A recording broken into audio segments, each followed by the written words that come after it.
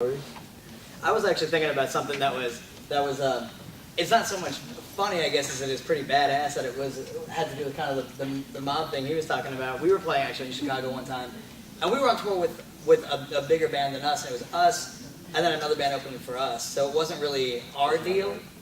And huh? Yeah. Continue, sir. Someone can't shut him the fuck up. I'm leaving. I'm sorry about my language, buddy. But so at the end of the night, the headlining band just I don't know if they didn't get paid from the promoter or what, but no one got paid, nobody. And we're like, well, crap, we can't afford to not get paid. And the band that was before us were awesome guys, but they were in the same boat. So we were like, well, crap. So we'll go back. And our only option was basically to stay in Chicago and go back to the club in the morning, try to find out who this promoter was. So we go back to the club, and we're there, and we're explaining it. There's this like little older guy there, but he seemed like just tough as nails.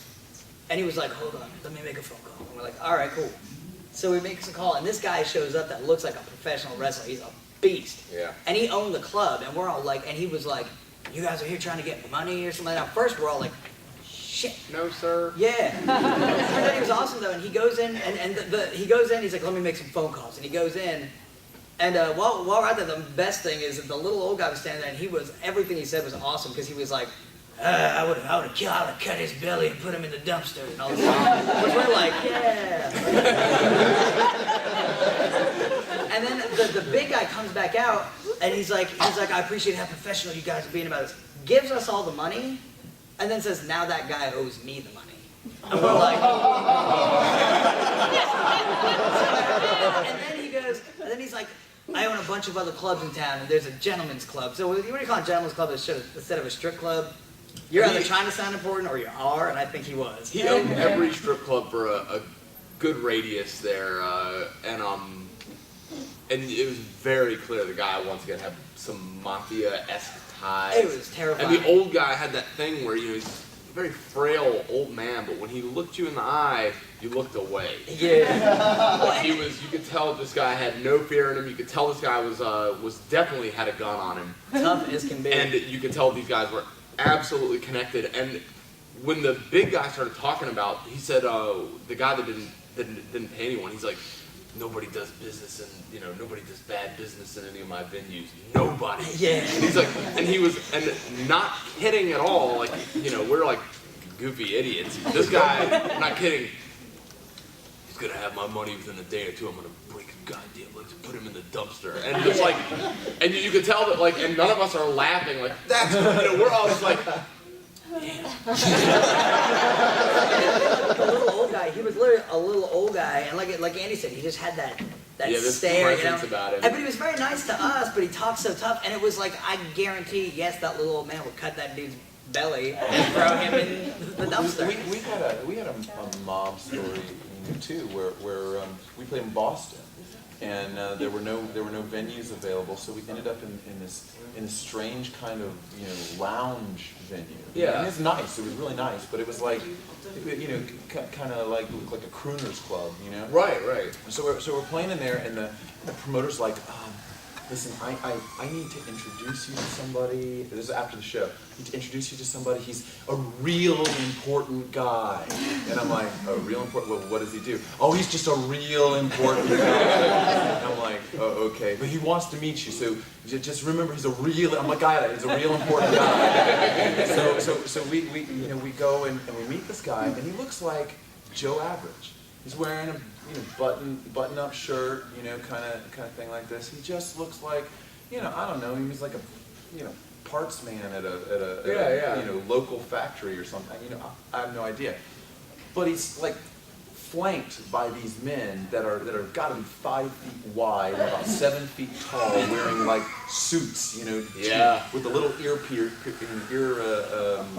in and stuff. And he says, I really liked your show, and I think I'd like to really have you guys come back here and play again, and you know any Frankie? What? Frank Sinatra. You do any Frank Sinatra? No. Well, I need you to do some Frank Sinatra. I'm like, this is surreal.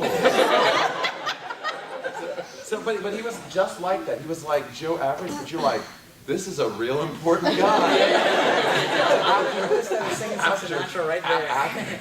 After he walks away and stuff, I said, who is, that's the Don. That's the Don, he's the big guy, and I thought, as we went out of the club, I was looking around this place, and I was like, you know what? There is no garbage on the street anywhere. There is no spray. This is not like a particularly nice area of town, but man, it's pristine around here. Yeah. And they explain, yeah, this is mob-run territory. You don't drop litter on the ground here without expecting to have your legs broken. The only time I think that I'm aware that we played a mob venue was a city very close to Atlanta, like very close to Atlanta. And it was a club that had opened up, and it was not run by the Don or the guy with all the money or the guy with the nice suit or the bodyguard. It was the nephew who was too retarded to do anything. So he didn't look fit in the Hawaiian shirt kind of thing. Yeah. And he was rather insistent that we only play at his club if we ever come back to Atlanta. But we just did, he had no credibility. Like he couldn't kill you. Right. That's why he had that club.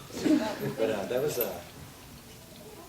unfortunately, there was no like tied up people. Yeah, that's good. Jeff's gonna like outside after this, and someone's gonna like shoot him down or something. You're supposed to keep your mouth shut, blonde boy. Right. I did not say where this happened. You don't insult my Hawaiian shirt. That's right.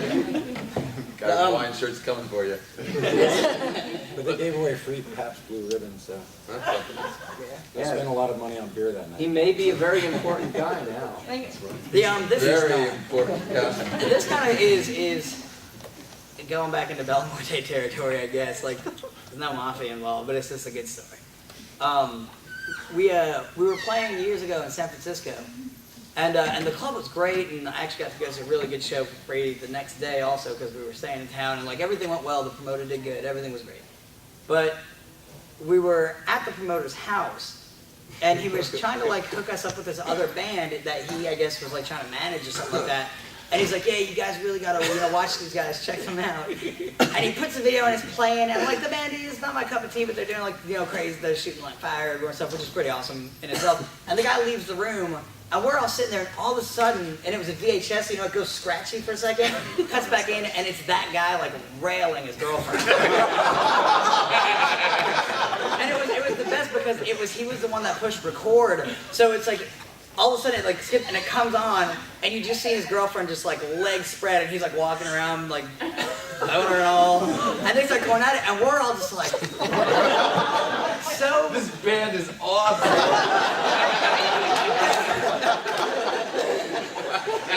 But the worst is that we're all like so like shocked and like happy as hell. But none of us can really move, so we don't cut it off. We don't say anything. We just sit there watching until the guy comes back in. And we're all glued to the TV of him screwing his girlfriend who's in the next room. And he like flats out. He's like, you can't tell her you saw that. You can't. I'm like, I'm just gonna look at her face and she's gonna know. And you all know when you've seen a vagina. And me and Andy, we ended up having to leave, and we hit the sidewalk, and we were both like on the ground. We couldn't even stand. We were laughing so hard. And the guy was kind of a dick after that, but you can kind of understand. Like we all just saw His dick. his dick.